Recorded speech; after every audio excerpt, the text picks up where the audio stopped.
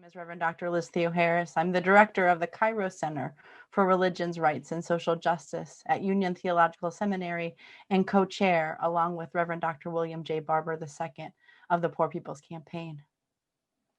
On December 28th, 1862, on the eve of the moment when President Abraham Lincoln issued the Emancipation Proclamation freeing the slaves, in a watch night service much like this, Frederick Douglass gave a speech. The day of Jubilee comes, that began this way. He said, "This is scarcely a day for prose. It is a day for poetry and song, a new song. These cloudless skies, this balmy air, this brilliant sunshine are in harmony with the glorious morning of liberty about to dawn upon us."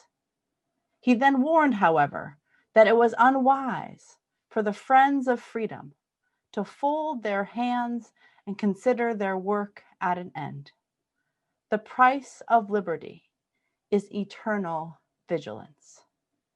2.5 years of death and struggle later, on June 19th of 1865, the Union Army arrived in Galveston, Texas, and the enslaved people of that city, the last to do so, learned that they had been emancipated. The memory of that day has since held special meaning for many communities seeking freedom of various sorts. Some know it as Juneteenth. Others call it Jubilee Day. After all, the word Jubilee comes from the Hebrew hovel, meaning a trumpet blast of liberty. It was said that on the day of liberation, the sound of a ram's horn would ring through the land. These days, I hear the sound of that horn when I speak with homeless leaders defending their encampments amid the nightmare of COVID-19. I hear it when I meet people who are tired, angry, and yet miraculously enough, finding their political voice for the first time in the general election and now in the Georgia runoff, voting tyrants out. I hear it when I read escaped slave and abolitionist leader Frederick Douglass's speech on the eve of the Emancipation Proclamation. I also feel Frederick Douglass's sharp reminder from that same watch night sermon of the need for eternal vigilance when I learn of the death of leaders from the movement to transform this world of ours, when I read the stories of so many lost from the pandemics of poverty, racism, COVID, from the Poor People's Campaign Memorial Wall, or hear the nearly 1,000 names from the National Union of the Homeless's Homeless Day Memorial Service. These are, after all, times of staggering danger, but also enormous possibility. Moments that should be met with unbridled imagination, absolute seriousness, and the music of those Jubilee horns. Above all, in a world distinctly stacked against us, we must believe we can succeed. And many of you joining us this evening are aware. On June 20th, the day after Juneteenth, Jubilee Day, the Poor People's Campaign launched a moral policy agenda to heal America, the Poor People's Jubilee Platform. It details not just a list of demands, but a blueprint for the moral reconstruction of society. It's meant to remind us that ending poverty, ending systemic racism, working to mitigate climate change, and halting this country's ever-growing militarism at home and abroad is not only possible, but we know that what it will take to get us there.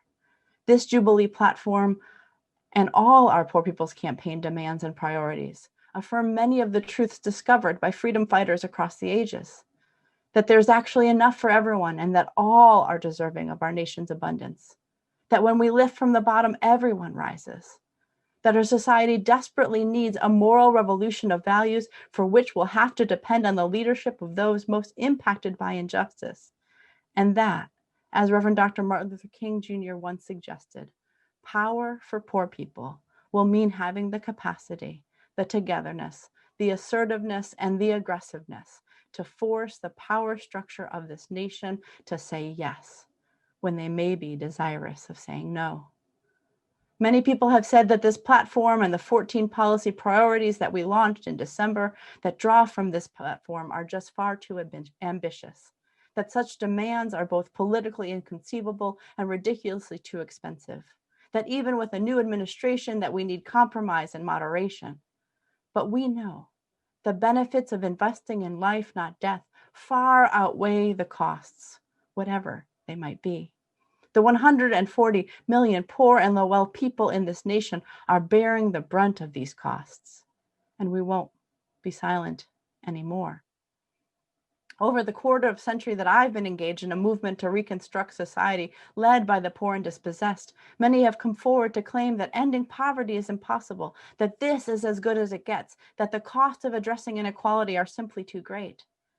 Especially as ordained clergy, as a biblical scholar, rarely has a week passed that I haven't heard someone quote this line from Jesus in the Bible: "The poor will be with you always," to make the point that humanity has always known poverty to be eternal, and that its mitigation is best reserved for charity or philanthropy.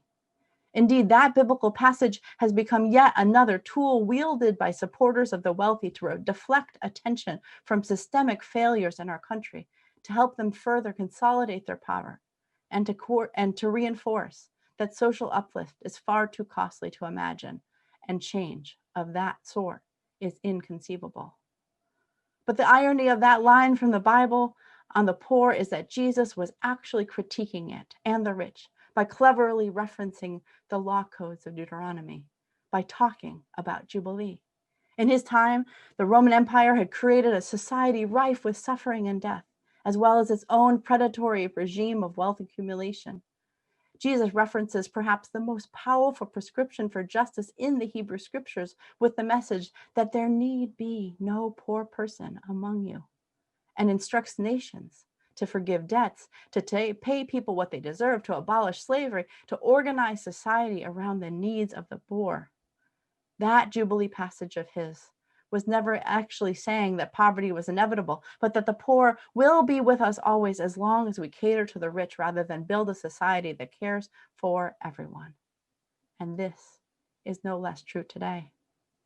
This is the eternal vigilance that Frederick Douglass warns from his Watch Night sermon. As freedom fighters, it is our responsibility to keep organizing, to keep mobilizing, to keep educating and engaging, to build a powerful movement of those who would be free, coming forth in power with clear and bold demands, singing a Jubilee song, letting our light shine. We are aware that the price of freedom is paid with our commitment to make it a reality. And may we commit to keep up the fight, to keep up the pressure, to keep up the power in 2021 and beyond. This is the way. And so I thank you for joining us, and I ask you now to turn your attention to a film, a year in review of the Poor People's Campaign, a national call for moral revival. And after you see the accomplishments, which are many, of poor and low-income people, the 140 million who are getting organized in this country, we'll have a charge from Reverend Dr. William J. Barber, who will tell us what needs to happen in 2021 to make justice and freedom sound. Thank you so much. Thank you for your work. Go in peace.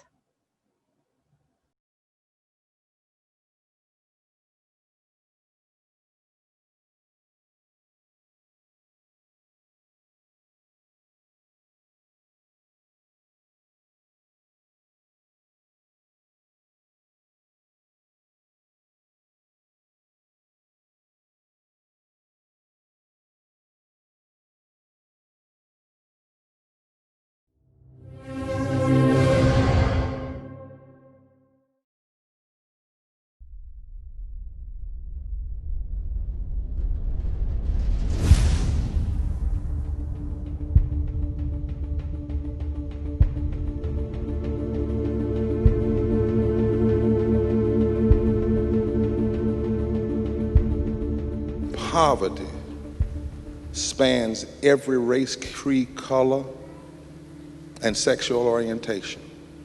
And all of those numbers combined makes up 43.5% of this nation. Almost half of this nation. And any nation that ignores half of its people is in a moral and economic crisis. There's 140 million people who are poor or one couple $100 emergency from deep poverty. The media doesn't cover it. Most politicians don't talk about it. Will your campaign advocate for a complete debate on the issue of poverty in the United States of America? Yes. Not only would I already have. Well, you know, I would be thrilled to have a debate on those topics, and I would advocate to the powers that be. All the media there, yes, okay. Yes. Right. Joy, and Joy has a question. I think we should. So, yes, I will be a voice for that. Of course. You want a short answer to that question? Yes, of course. Yes. I love that. Yes. Yes. That would be fantastic. The purpose of today's event is to discuss the Poor People's Campaign, a national call for moral revival, their 9-month, 22-state tour.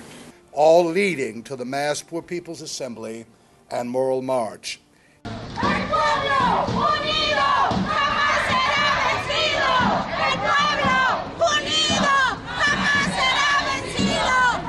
What we had experienced at the border, a hateful rhetoric of white supremacy that is telling that Latinos and immigrants and children are the enemy.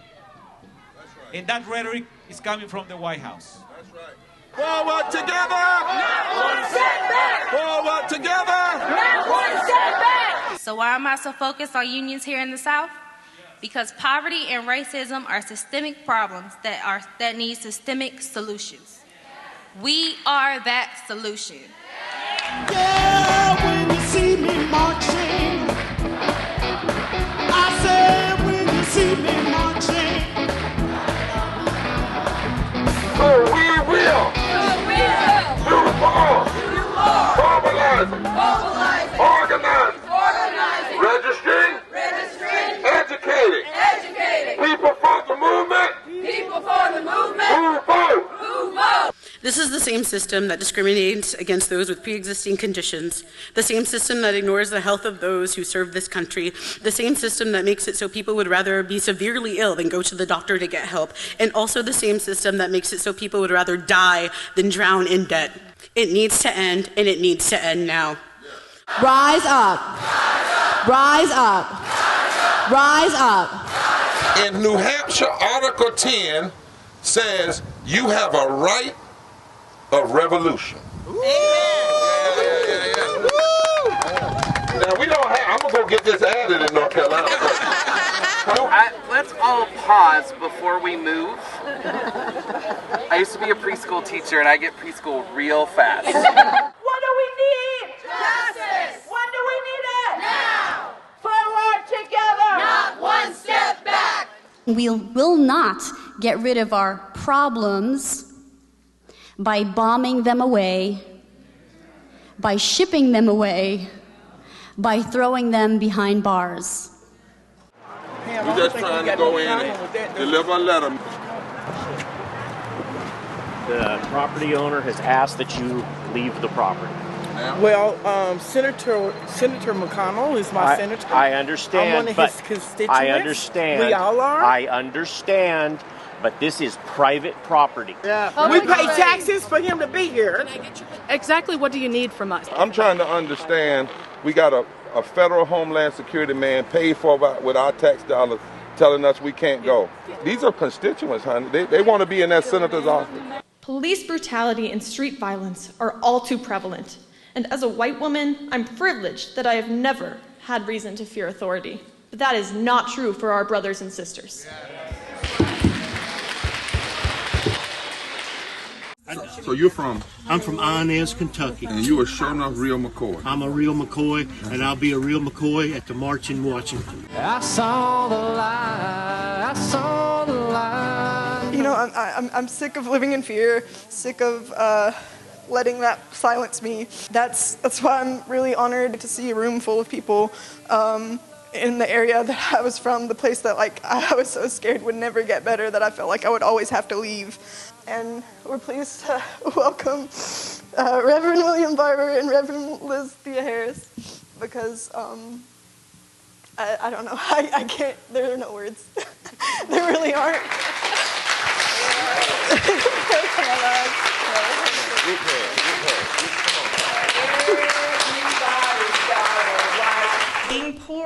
sick often means that I am terrified that someone in office will decide that my condition is just too expensive, that my existence and survival are too expensive. What do we want? What do we want? Health care. Health care. When do we want it? When do we want it? Now. Now. If it's good enough to be in the scriptures, then we need to stop asking ourselves, what would Jesus do, and start doing what Jesus showed us to do. People in politics are often specifically advised to speak of the middle class and not to use the word poor or poverty too much. But of course, there's no scripture telling us, as you've done to the middle class, so you have done to me. So if we think about the moral imperatives that are at stake right now in an election like this, we have to think about whether we are making ourselves useful to those who are most vulnerable and those who are most in need. And so we're going to sing these simple words to a familiar tune. Rise, shine, tell your story. Rise, shine, tell your story. Rise, shine, tell your story. Justice for the poor. Rise, shine, tell your story. Justice for the poor. We can do more. We can do better. We are building a multiracial, intergenerational, nonviolent army of the poor that will break every chain. I was sick and homeless, alone, and I was an addict. Now, I wasn't homeless because I was an addict. I was an addict because I was homeless and alone. True.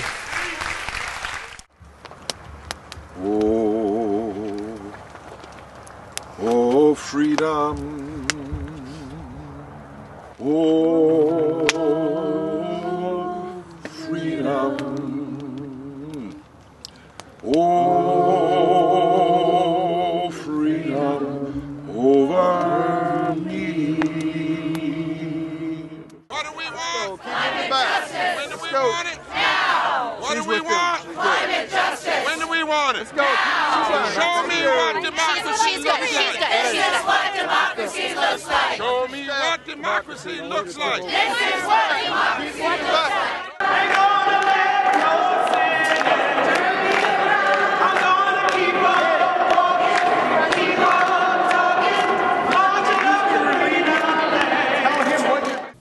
And this is our blueprint, the budget. We found the money. Like you, we know the lies and those other lies and statistics. We know that America doesn't have a problem with money. It has a scarcity. It has a problem with the scarcity of consciousness. Let us rise. Let us rise. We are rising. We are rising. Let us rise. Let us rise. We are rising. We are rising. When you never had to be hungry, the people in Washington are sending war machines to other countries to build war against others instead of homes for people here, or medical for people here, or food for people here, for children that are sleeping in their cars, that don't have, that go to bed hungry at night. We must address this issue, and in Iowa, of all places, to come to this stage and not talk about poverty means you ignore 1 million people in Iowa. That's right. That's right. 100,000 people uninsured. 45% of Iowans do not make a living wage. These debate stages can no longer be silent. That's right. That's right. We want a debate now. A debate now. For thousands of years, the land we are standing on belonged to the indigenous people. This state is actually named after the tribe Iowa. But it's not just we need Iowa because of the problem, but we need a sound to come out of Iowa. This nation's got to hear from Iowa, that Iowa has something to say about poverty and low wealth. Good morning. I am Roz Pellis, and I am delighted and honored to introduce the labor leaders in this country who represent millions of workers who stand on the right side of history, who stand with the poor and low-income folks in this country. We stand today with all of you saying somebody is hurting our people, and it's gone on far too long, and we won't be silent anymore. No more cover-ups! We demand witnesses! No more cover-ups! We demand witnesses! I can understand why brothers in the street are so ticked off when they see what's happening here, and then they see how they're treated in the judicial system. It's the antithesis of democracy. So rise up, we're rising up. Rise up, we're rising up. The developers are trying to throw us out of our community. I can't begin to tell you how many of our neighbors are homeless now. We have listened to the political consultants enough. They say don't talk about poverty. They say we don't have the money. They say somebody accused you of socialism. Well, according to some folks' definition of socialism, Jesus was a socialist. So you don't worry about being accused. Just tell the truth. My hero, Dr. King, once said, an edifice that produces beggars needs restructuring. Yes, it does. We need to change the narrative. We need to organize, empower, and educate ourselves. Yo, we are still marching. Welcome, North Carolina. Welcome, HK-on-J. Let's hear y'all. Well, I'm going off the stage so that somebody else can come. But if I was at my home church, I'd tell you, slap somebody a high five and tell them I'm ready to fight. I'm tired of crying. I'm tired of mourning. And I'm going to fight with love. I'm going to fight with truth. I'm going to fight with marching. I'm going to fight at the ballot box. I ain't got to hurt nobody. I ain't got to cuss nobody. But everybody, it's time to vote. I was taught early on that there's no separation between Jesus and justice. I'm here as a preacher because I follow this brown-skinned Palestinian Jew who never charged a leper a copay. So don't even come to me talking about following Jesus if you're not standing with the poor. And candidates are doing. Now, two things I want to ask you. I want to look at some interrupt you for 1 second. All right. I know it's hard to interrupt this guy. I know that. Well, I don't have my pulpit up here, so you can interrupt today. All right. See, we have already, just tonight, in this church, we have had more serious discussion about the issues that impact the American people in the half hour we've been up here than I have had in 10 debates. All right? And that's all we want. Nobody in the 10 debates, to the best of my memory, and sometimes I forget things, but to the best of my memory, nobody asked me, Senator, what are you going to do if president to make sure that everybody has a living wage in this country? That question has never been asked to me by the media. Mm-hmm. Nobody has ever asked me, what are you going to do to make sure that health care is a human right? That question has never been asked. What we know about our culture here is that we are many people. And as we pray and sing and evoke the spirit of our ancestors, that we also ask that the spirit of the ancestors of the traditional caretakers of these lands be with us. Hello, everybody. It's movement time. Every time we vote, we ought to speak justice. Every time we vote, we ought to speak righteousness. Every time we vote, we ought to speak living wages. Every time we vote, we ought to speak health care. Is there anybody ready to start speaking?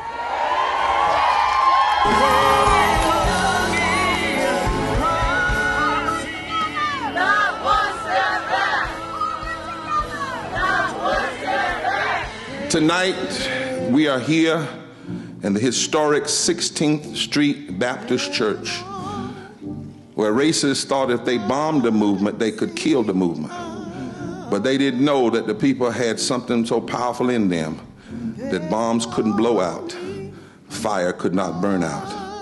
And instead, people of every race, creed, and color came together and extended to movement. Today, we face forms of political violence, social unrest, 140 million people living in poverty, dealing with systemic racism, systemic poverty, ecological devastation, the war economy, and the false moral narrative of religious nationalism. And on June 20th, 2020, we're going to have a Poor People's Campaign, a national call for a moral revival. We're calling on thousands of people to come as we put a face and a voice before the nation and an agenda. We're living in an age now where people think because they post about social justice, that makes them an actual social justice person. That's not the case. But even in the midst of being hot, I hope we have really taken in what we've heard today. And what we're about to hear now is even deeper. So we're going to keep going deep till we get y'all to the point where you're like, well, damn, what do we do? And we're going to get y'all to moving and thinking about what this will do, what you will do when you leave here. Because it's just not about you coming here and being a part of this training. It's about what will you do individually and what we will do as a collective.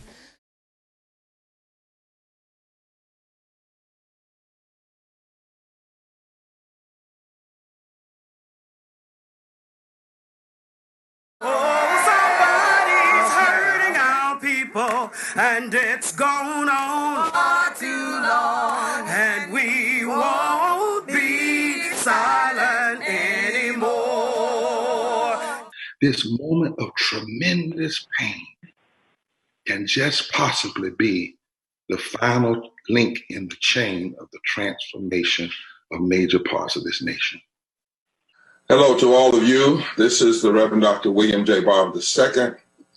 And on behalf of my co-chair, Reverend Dr. Liz Theo Harris, and the entire Poor People's Campaign, a national call for a moral revival, we are joining you for our first social media, virtual, digital, Facebook Live, mass meeting of the Poor People's Campaign, a national call for a moral revival, and the National More Tour, We Must Do More, mobilizing, organizing, registering, educating people for the movement who vote. We come tonight in the midst of an epidemic and pandemic that has caused us, many of us, to have to stay in place. We were going to be on the road this month, but we realized that this movement cannot merely stand still. For even before this pandemic hit, there was the pandemic of lies, and the pandemic of racism, and the pandemic of greed. And 700 people a day were dying because of poverty and low wealth. And 62 million people were working every day without a living wage before they were ever told they needed to go home without unpaid leave or sick leave and needed to use disposable income that they did not have. And so our movement must continue. And so tonight we began with this serious admonition and prayer. Lord, grant us courage for the facing of this hour. Reverend Dr. Barber, you and other African-American pastors are meeting this week to discuss how some of these inequalities can be fixed. Are you looking at this from the perspective of the coronavirus emergency, or generally speaking, how health inequality can be fixed? Because we could be talking about coronavirus, we could be talking about heart disease, we could be talking about diabetes, we could be talking about a lot of things that affect people of color in this country differently than they affect the general population. You see, the issue is not race, it's the immoral legacy and a reality of systematic racism that's causing so many African Americans to die disproportionately. The United States has all of these open wounds rooted in decades of racist policies and the criminalization of poverty. And the coronavirus is revealing that. In a world where pandemics are going to continue to happen, if we cannot guarantee health care for everyone and have a universal form of health care and basic living wages and basic sick leave, then we are missing the lesson of this moment. Exactly right. That's why I think we can do it. You know, I have immune deficiency because I have a chronic disease I've had since I was 20 years old. I've been fighting it for more than 30 years. So I had to immediately come off the road. The hunger pains are hard out here. Our church alone is delivering almost 400 meals a day. And let me honor those who are out there putting on the mask and the gloves and delivering them. And they tell us that they can't go in the homes. The little children run out and get their plates. It is hard. It is tough out here for people who are trying to find food, who are trying to go to work, who are trying to stay in place, who are trying to survive. It's hard, it's hurtful, and we have to continue to stand up and try to make the difference and fill the gap.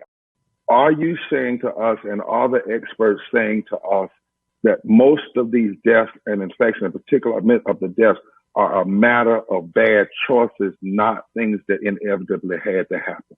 Exactly. We know that there were things that should have been set in place from the onset of this pandemic. This government was reckless and irresponsible in how it responded. It did not do the proper, employ the proper public health strategies to contain the virus and to mitigate the virus. And now the virus is spreading in our communities, and the poor and disinvested communities are paying the price for the actions of this government. As I speak to you right now, I'm busy smuggling PPE to my co-workers. This is mass murder, and we become the sacrificial lamb. If we could come to the moral center and about humanity, the pandemic has forced us to have to deal with these issues. And if they are dealt with, both in the campaign and after the campaign, we're going to have a society that's really going to move away from some of these false levels. If you're going to fight structural racism and structural poverty, you have to have an infrastructure to fight the structure.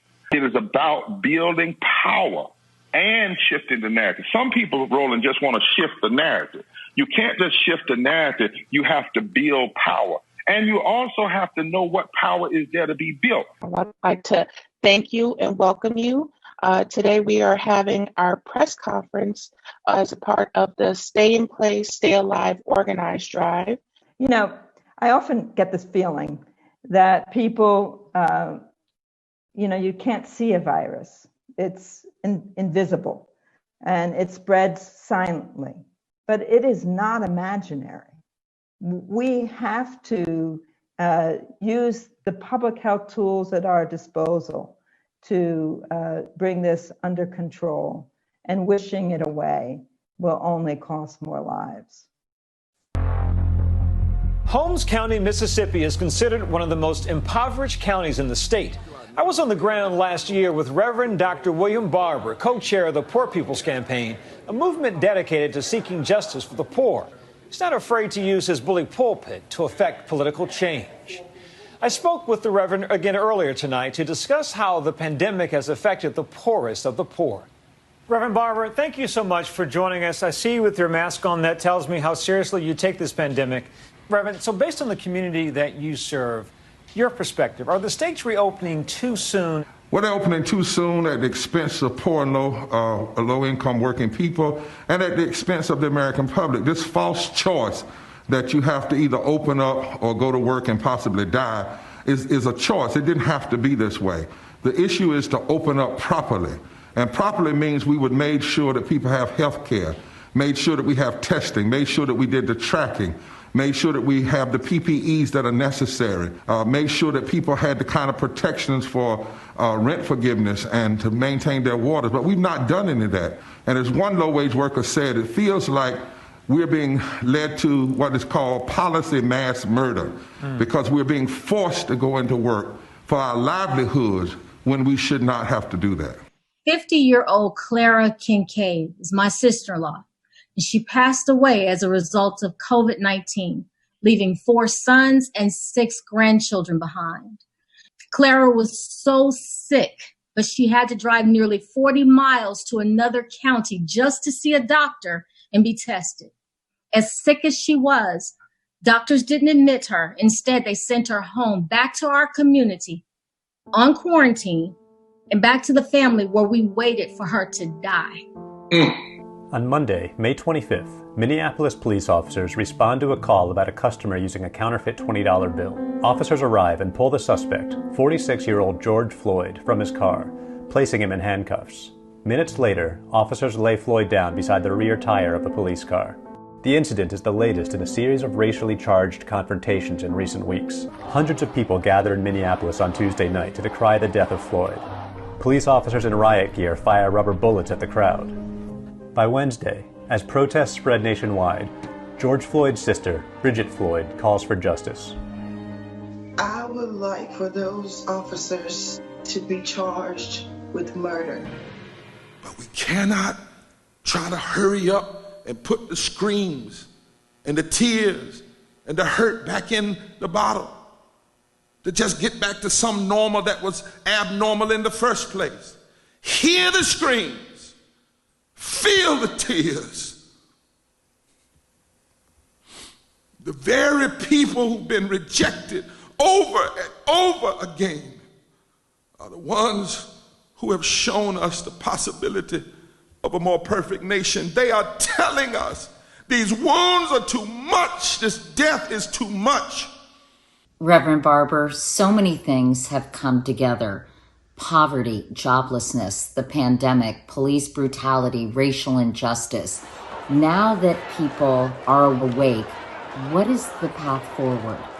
Well, number one, let's hope that we're fully awake, because there's still some people that want to deal with this as though racism is a spectacle. What made that cop think he could do that to George is still a part and parcel of our society, where too many people think they can use their power to crush people, right, rather than lift people. So we must make sure this moment is not wasted. I keep saying that if Barack Obama is JFK, Joe Biden has the chance to be Lyndon B. Johnson, especially in a moment like this. Do you think he could be as progressive on race and class as LBJ? So I think it's possible, but it's only possible if it's rooted in policy. I would say that we need to look at George. And yes, George had that racist cop lynch him. But before George got to that corner, he was being suffocated by the policies of this nation. He lost his job in COVID. He didn't have decent unemployment, didn't have decent sick leave. He went to Minnesota to get a job. He got a service job, which we now call an essential job, but it didn't give him the essential things he needed. So by the time he got there on that corner, he was already being suffocated by the damages of this society. We really are calling for a third Reconstruction, a fundamental restructuring of America in 5 areas: systemic racism, systemic poverty, ecological devastation, the war economy, and a false moral narrative of religious nationalism. And you have to do all of those, Chris, if you are serious about dealing with racism and classism and the violence that comes from that. In fact, the text says God will only help us when God hears that we are sick and tired of this injustice. And God doesn't know we're sick and tired of it as a nation. We're sick and tired of all this unnecessary death until he hears a lament, until he hears a cry, until he hears a wailing, until he hears a repenting coming up from the streets that shuts down the factories and shuts down the cities and shuts down the mall. We need lamenting in this nation. This movement, I believe, is not just against one form of racism, but that what we saw on camera made everybody say that shorthand that George Floyd spoke is shorthand for all our pain. I can't breathe. And Bishop Barber, this issue of poverty predates, obviously, the COVID-19 pandemic. But how has the pandemic made it worse? Well, the fact of the matter is pandemics exploit and live in the fissures and the wounds of society.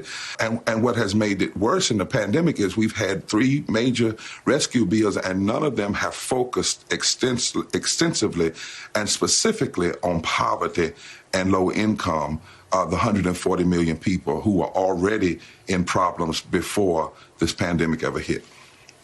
A powerful new movement is rising across America.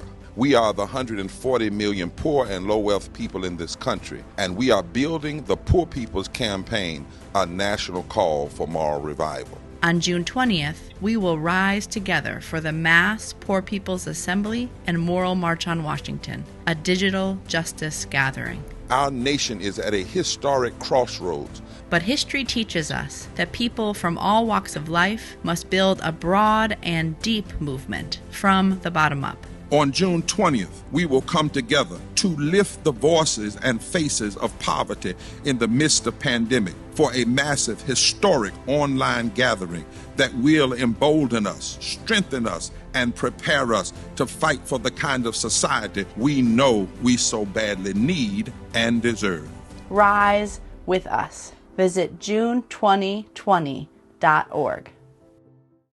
Hi, this is Rob Reiner, asking you to stand up for decency, dignity, equality, and justice, and asking you to join Reverend Barber this Saturday, June 20th, for a virtual moral march on Washington. You can sign up for this virtual march by going to june2020.org and be a part of this amazing virtual march with the extraordinary Reverend Dr. Barber.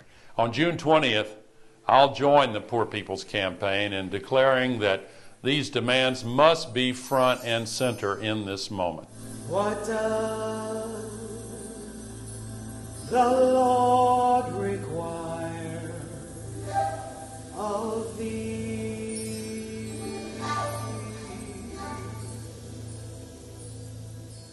Almost 57 years ago, my father, Reverend Dr. Martin Luther King Jr., reminded America of the fierce urgency of now. Today, as his daughter, I am honored to add my voice to the Poor People's Campaign, a national call for moral revival, and stand with the 140 million poor people and low-wealth people, urging America to address with the fierce urgency of now the big issues of poverty and race. There is a coming together of people all across this nation, a fusion movement, shaping the narrative that lifts up the 140 million poor people living in poverty in America. Welcome, America. Today, we will hear from the prophets of our time. Prophets among the 140 million poor and low-wealth people in this country. We are gathered today to call for a radical redistribution of political and economic power, a revolution of moral values, to demonstrate the power of poor and impacted people banding together, demanding that this country change for the better.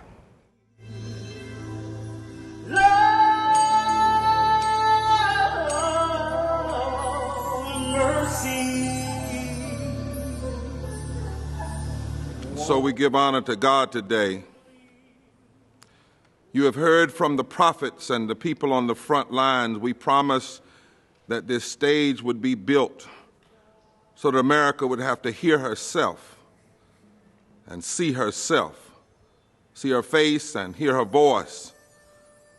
We must change this narrative and change this reality. Now we're going to focus our attention on a group that wants to change how the government deals with issues of race and poverty.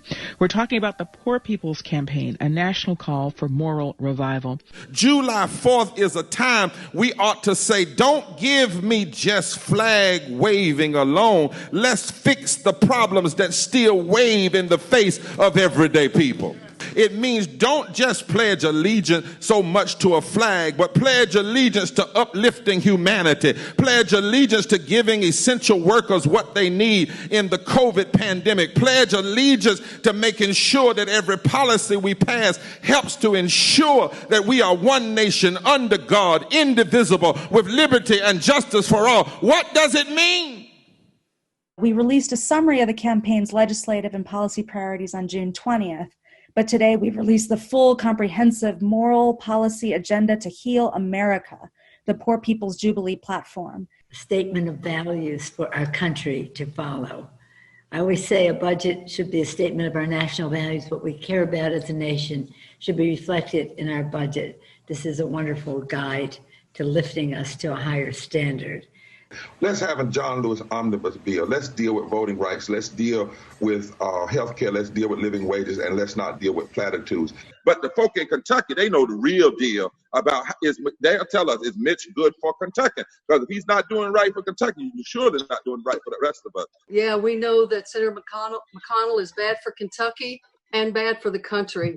And the hypocrisy, we could just bite nails here in Kentucky. If we read the headlines from the past few days, here in the richest nation in human history, Yet because of the misleadership of this nation, led by Senator Mitch McConnell, taking a pause from passing a stimulus package that would extend unemployment benefits. And if you do not vote, we cannot change anything. It's time to put him in his rocking chair. I don't want to say any bad words, but y'all know what I'm talking about. Send him home. He needs to, I don't even know if he's got great grandkids, but he needs to be there with them. He is bad for Kentucky. My friend, let me tell you about Kentucky.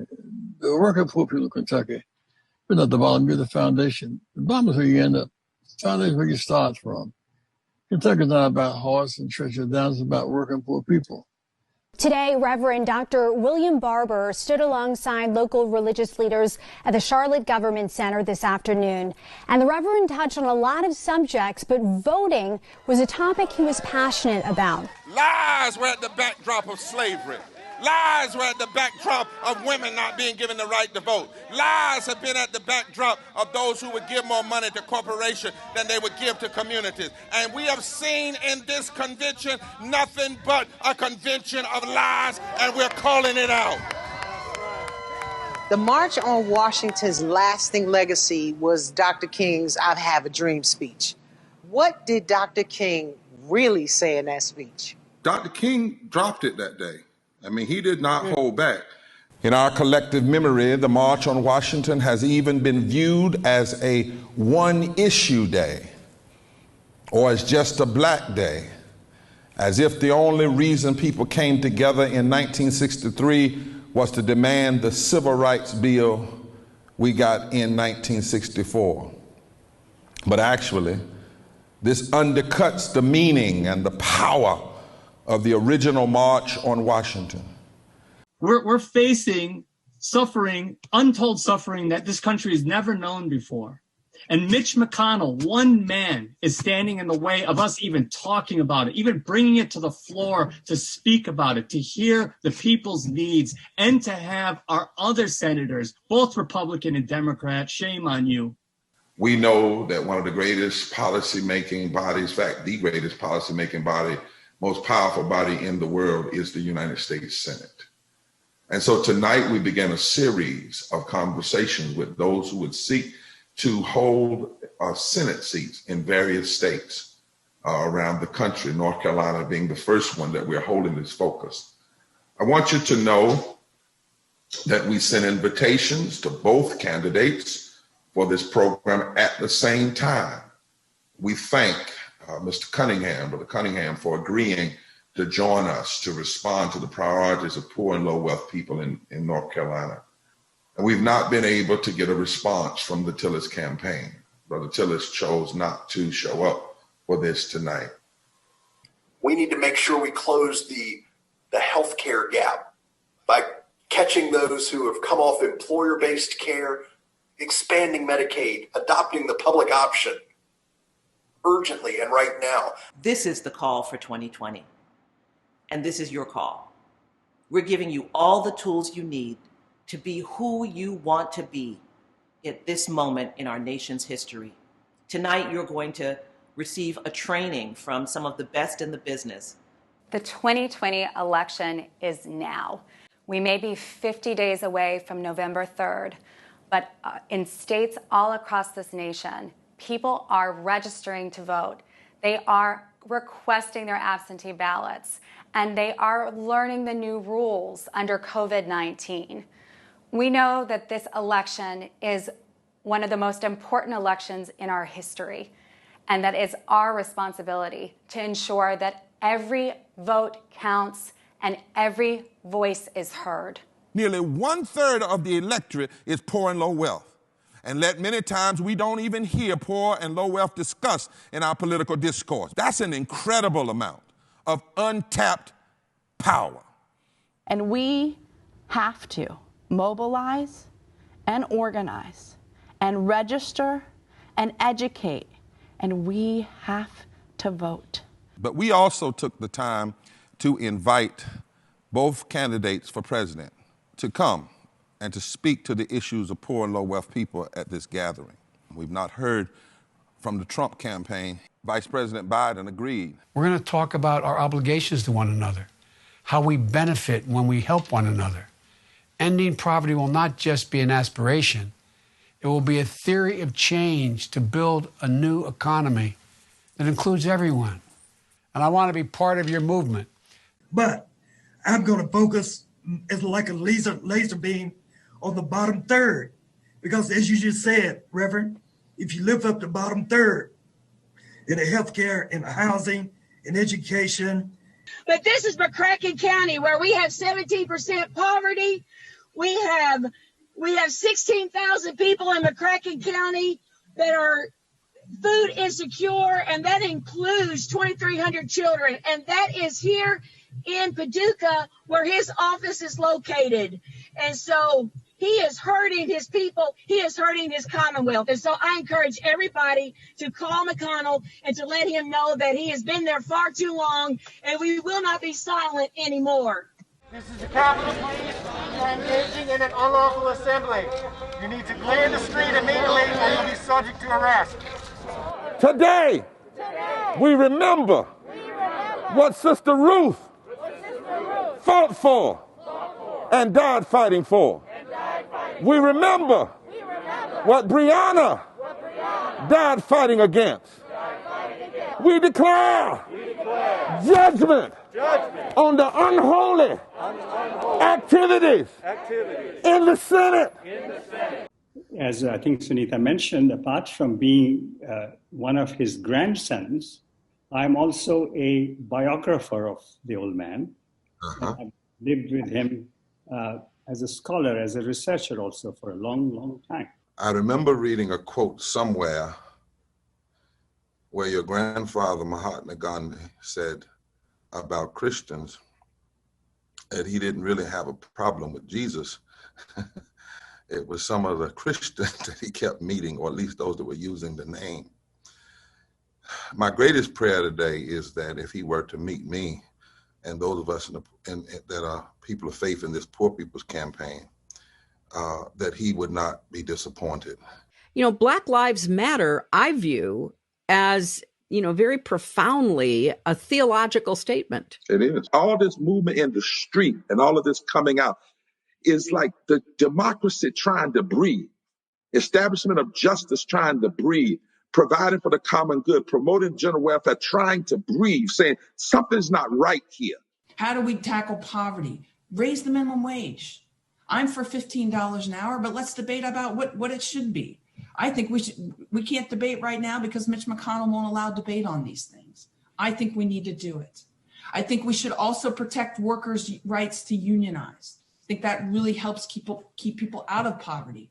And none of these things can happen unless we tackle corruption in Washington. So I have a plan to do that as well.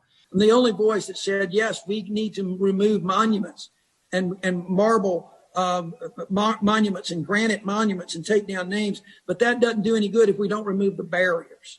And it's the barriers in healthcare, in housing, in education, and employment. That's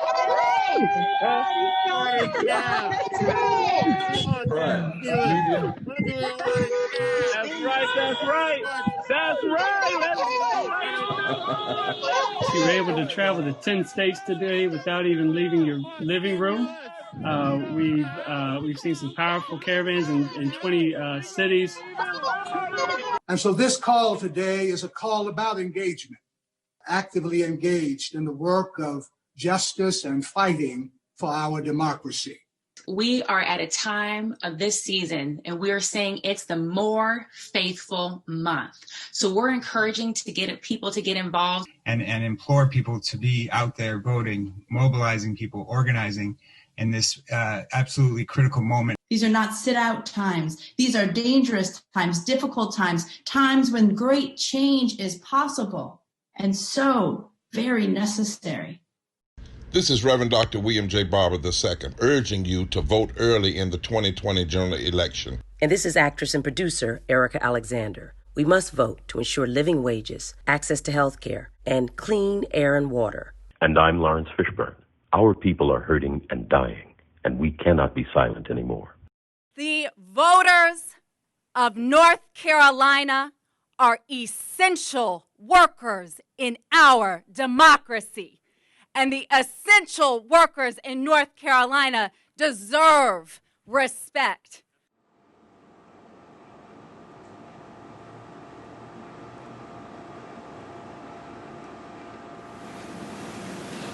In the exercise of its discretion, the court finds that justice requires a new trial. The defendant's conviction is vacated, and he shall have a new trial. Your Honor, in light of the court's ruling, I feel safe in saying that I'm pleased to say the state has no interest or desire to call the case for trial subsequently. Mr. Sheriff, I would like Mr. Sharp to be released as soon as physically possible.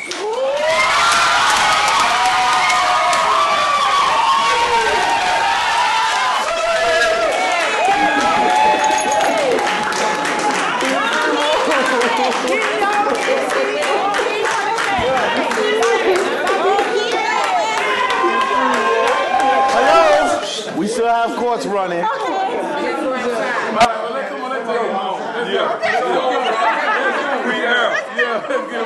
Free air. Yes. So I just got back from Durham and I voted. I registered and voted. Yeah. And it felt real good to be part of that and to just help make change and use my voice that's been giving me my right. You must register your truth. Register where you stand on all these issues by casting your ballot. And remember, nobody would lie this much and work this hard to take something from you that wasn't valuable. So let's look at the healthcare disparities of underlying conditions that cause that, and food deserts and lack of access to nutrition, but also implicit bias in healthcare and not listening to mothers. And there's too much to cover in this short amount of time, but that's how I define systemic racism. And I think that it's great that we're having conversations about policing reform and criminal justice reform, but we also need to acknowledge that those are symptoms of a bigger problem that we need to address. Come on, come on, come on, don't you want to vote? Come on, come on, come on, don't you want to vote? Come on, come on, come on, don't you want to vote? Yes, I want to vote. An artist's duty, as far as I'm concerned, is to reflect the times. I think that is true of painters, sculptors, poets, musicians. As far as I'm concerned, it's their choice, but I choose to reflect the times and situations in which I find myself. That, to me, is my duty. And at this crucial time in our lives, when everything is so desperate, when every day is a matter of survival, I don't think you can help but be involved. Young people know this. That's why they're so involved in politics. We will shape and mold this country, or it will not be molded and shaped at all anymore. So, I don't think you have a choice. How can you be an artist and not reflect the times? That, to me, is the definition of an artist. Yes, I want to vote. Vote, everybody. Vote, everybody. Vote, everybody. Yes.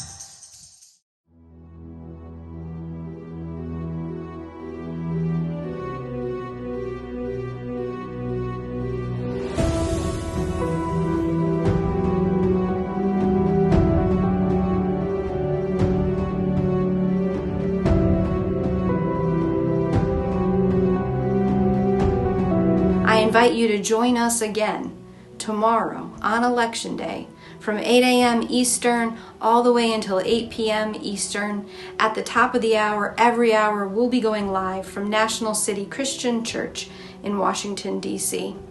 We'll continue our prayerful action that evening from 9 p.m. to 11:30 p.m. Eastern, hearing from voices from all over the country. We are black, we are white, we are Latino, we are Native American, we are Democrat, we are Republican, we are independent, we are people of faith, we are people not of faith, we are natives and immigrants, we are business leaders and workers and unemployed, we are doctors and the uninsured, we are gay, we are straight, we are students, we are parents, we are retirees. We are America, and we are here, and we ain't going nowhere.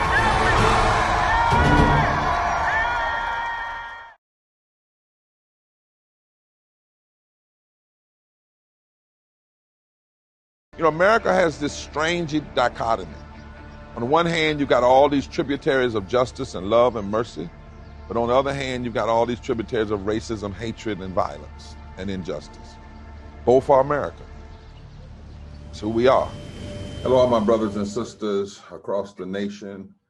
I'm Reverend Dr. William J. Barber II, co-chair of the Poor People's Campaign, a national call for moral revival, and president of Repairs of the Breach. And my co-chair and dear sister, Reverend Dr. Liz Theo Harris, is joining today. She'll be following me as we attempt to talk to the nation about where we are and the Poor People's Campaign and the work ahead of us. We are continuing to organize. The Poor People's Campaign, a national call for moral revival, will be organizing caravans. Ohio Live Cam. Looking good. Okay, Ohio's ready to go. Hi, my name is Janina Gorman from Altoona, Pennsylvania, and I'm here in front of the state capitol in Harrisburg with our Moral Monday caravan in their remembrance. My hometown of Albany, Georgia was the hot spot when it first started. Yes. Over 4,309 people have died in Maryland. Utah's named after the Utes. Here at this Capitol, you know, they need to do a lot more work to help us out. It's really hard for me to continue on and to have no voice, to have no say. I think what we want to also show here is that this is happening all over the country. We're doing these caravans at state capitals, and you can see some of them now. Again, in 25 different state capitals in Washington, D.C., folk are coming together with this petition, with power. You know, we're mourning, we're saying we need a smooth transition, and we're coming forward with demands for a just relief package and for the first policies of the new administration to be about lifting the load of poverty, about protecting essential workers, about expanding healthcare, about all of the demands that we in this campaign have. And so there's amazing organizing, folks all over the country in state capitals, and it's amazing to be here with everybody today. Just look at this, take this in. We're out here today because our hearts are broken. This award will only make us do more, but we call on you to join us and not just going down the same old language, the same old tired rhetoric, but to elevate the rhetoric to moral concerns in this moment because people are hurting. We thank you for all the work you're doing. We ask you to join in this powerful fusion movement that can indeed heal and transform this nation. Because we know when we lift, when we organize, when we build power from the bottom, everybody can rise. What can people do to cope? How have you been encouraging people to remain hopeful during such dark times? Well, you know, several things. The Pope talked about this. This is an encyclical, this whole issue of loneliness, and loneliness is real. As I said, there were people who were facing it before COVID. It's gotten worse since COVID. But one of the things you do is you join a movement that's fighting back, that's not accepting things the way they are. Study after study says over 200,000 people didn't have to die. Well, in their names, we need to stand up. And when you stand up in a movement, it keeps you from feeling like you're in it by yourself. So join a movement. And most of all, let's love one another. Let's love one another, speak truth to one another, and in every way we can, even if it's virtual, let's hug one another and hold on to one another and know that together, not separate, together, we will make it through these days.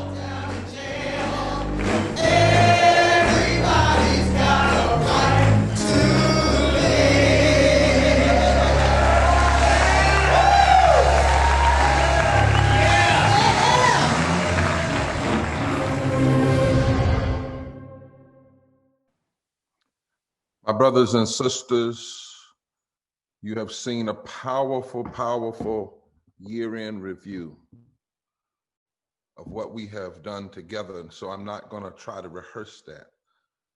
I simply want to be pastor for a moment and say a few things to us in these final hours of the year 2020 as we head toward, we leave a day we'll never see again. We head toward tomorrow that we've never seen. I want to first implore us to know that we can't forget 2020. Some are saying, let's just leave it behind. Let's just forget 2020. The worst thing you can do is forget where you've come from. Forget the struggles, forget the pain. We can't forget those whom we lost, many needlessly because of bad decisions by those in power. We can't forget them. We must call their names and we must act in their names. We must move forward in their names. No, we can't forget 2020. We can't forget the bad public policy because we've got to remember it so that we will fight against it. I've been thinking all this year, what if we had remembered 1919 and learned the lessons of the pandemic then and the lies then and the racism then and the 650,000 people that died then that didn't have to die. Maybe we wouldn't be here now. We have too much amnesia in this place called America. So we can't forget. But not only can't we can't forget those we lost, we can't forget the lives destroyed because of bad public policy. We cannot forget those who loved us, who lifted us, those whom we learned from. And so, as we head toward a day we've never seen, let us not forget all of the lessons of the days we're leaving that we will never see again, that we might have the wisdom of that knowledge as we move forward. But then not only must I say tonight we can't forget, I must say we can't lose faith. I have a very dear friend who has taught me something. It's a simple thing, but so profound. She told me that her father said it to her over and over again, and she taught it to me, and I am forever grateful. She said her daddy would say when he was struggling with disease in his body, God may not do it today. He can, but he may not do it today, but he will surely do it tomorrow. I will, as long as I live, never forget those words she taught me. And we must remember that as we move by faith. There are some things we don't like today, but tomorrow is still possible. We must have faith in the God of tomorrows, yesterdays, today, and tomorrow. We must have faith yet that weeping may endure for a night, but joy can still come in the morning tomorrow. We must have faith and believe that what we've experienced in these days does not have to have the final say. God may not do it today, but he can surely and will surely do it tomorrow. The slaves believed that. The abolitionists believed that. The people before us that began the first Poor People's Campaign, they believed that, and now their seeds of sowing are coming up through us. We must hold on to our faith. We must not forget, and we must keep moving forward together. Forward until everybody has health care, forward until the poor are lifted and everybody has living wages forward until we have the kind of infrastructure that lifts all people from the bottom up forward till vaccines are free and everybody is tested and everybody is protected and we have full comprehensive COVID relief forward until we cut all of those bloated areas of our military budget and war economy and use it for real national security, healthcare, wages, infrastructure, education. Our way is forward. We don't forget, but we don't stay in the past. We must move forward together. One of the last images you saw on that year-end review was Dante Sharp, my brother. 20-some years in prison for a crime he did not commit, but he kept believing in tomorrow and the possibility of moving forward. When I visited him in prison and washed his feet inside a prison, and I saw his commitment to truth, commitment to doing what's right. He could have pleaded. He could have said he did something that he did not do and gotten a lesser sentence. But he could not tell a lie. He could not bow to the system. And he kept moving forward, and his mama kept moving forward, and his aunt kept moving forward together. And as they kept the faith, others came and joined. And then we all moved forward together. And then a judge agreed together, and a DA agreed together. And then witnesses that had said one thing recanted and joined the Forward Together team. And Dante was set free. We must keep moving forward together. God is not through with us, and God is not through with this nation. So tonight is not an ending. It's a step to a new beginning. And in that new beginning, let us say forever and a day, forward together and not one step back. God bless you. Love to you all. And I'll see you in the march that's going forward until justice comes.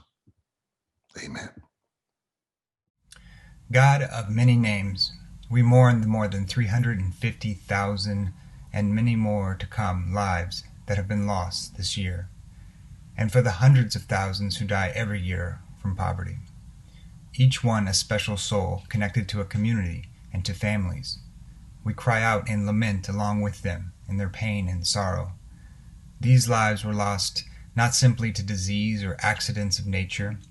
They were murdered, and their families were torn apart by a system that benefits from keeping people poor. A system that covets the abundance of this world and denies people the things that they need to survive and to thrive. This death-dealing system divides people against each other and blames the poor for their own poverty. We cry out in righteous anger and judgment at this system and against those who are its handmaidens, who hold it up, who benefit from it, and defend it as God's will. But we also rejoice, for we know this violation and destruction of life wrought by this unjust system will not endure. It will not have the final word.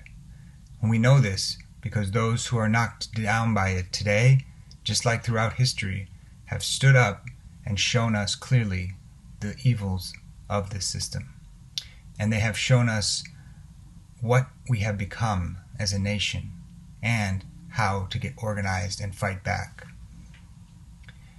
It comes from efforts like North Carolina Fed Up, where low-wage workers who were already fighting for living wages in a union came together and organized to feed their community, showing not only how the system has failed to provide, but also how society would look if caring for people was at the center.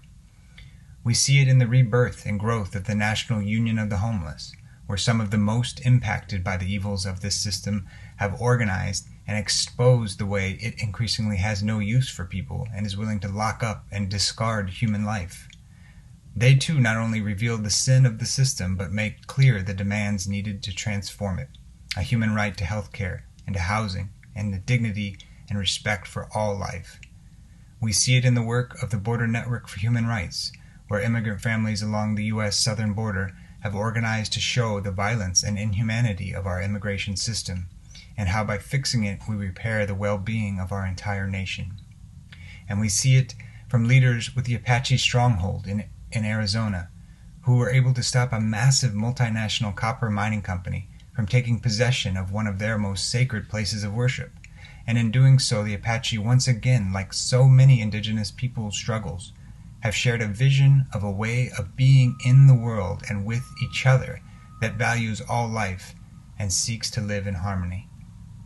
We rejoice at these many and many other hopeful signs brought into the world this year, forged in struggle and showing us a more just and loving way forward. We pray for comfort to the brokenhearted, and we pray for the continued strength of our movement, and we stand by with each other, watchful for signs that justice is coming. God of all life, accept our prayer. Tonight, we gather here as a community at the horizon of another year, reflecting upon a year of inflection, held in a space of liminality of what once was and what will be. There is no singular way to describe what this year has brought with it. We have experienced the out of the ordinary, mourning, anticipation, urgency, and transformation. We gather as a community watching and waiting for a new year, marking both a close and a beginning. We join here collectively to offer our prayers, our intentions, our heart's desires. We lift up our collective sorrow for all that was lost and all that did not come to pass. We lift up our moments of joy, even in the midst of chaos. We lift up our hopes for a new reality that is rooted in justice, abundance, love, and community. We pray for a future of greater community and less isolation. We pray for a future where we live rooted in radical love instead of the confines of divided hate. We pray for the end of the interlocking injustices of systemic poverty, systemic racism, ecological devastation, war economy, and the false moral narrative of religious nationalism. We pray for a future that takes seriously the notion that everybody has the right to live. We watch and we wait. We protest and we persist. We dream and we demand. We offer these prayers as action towards a new dawn, a new day, a new morning, a new world. Amen.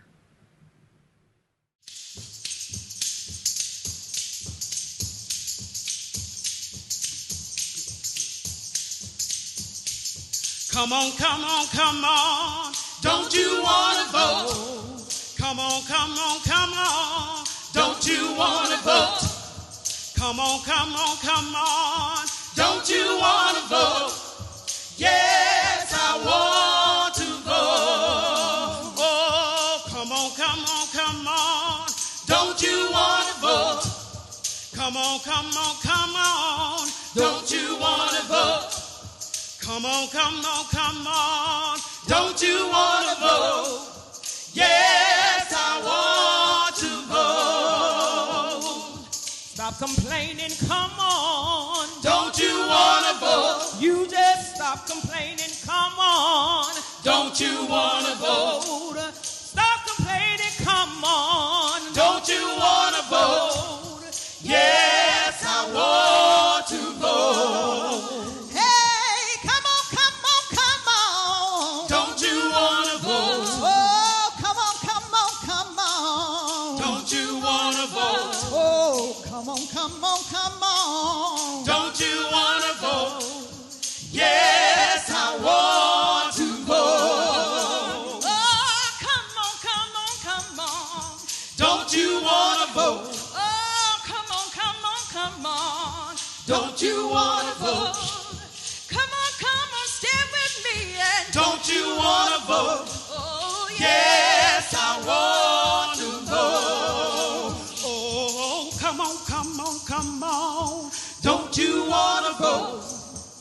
Come on, come on, come on. Don't you wanna vote?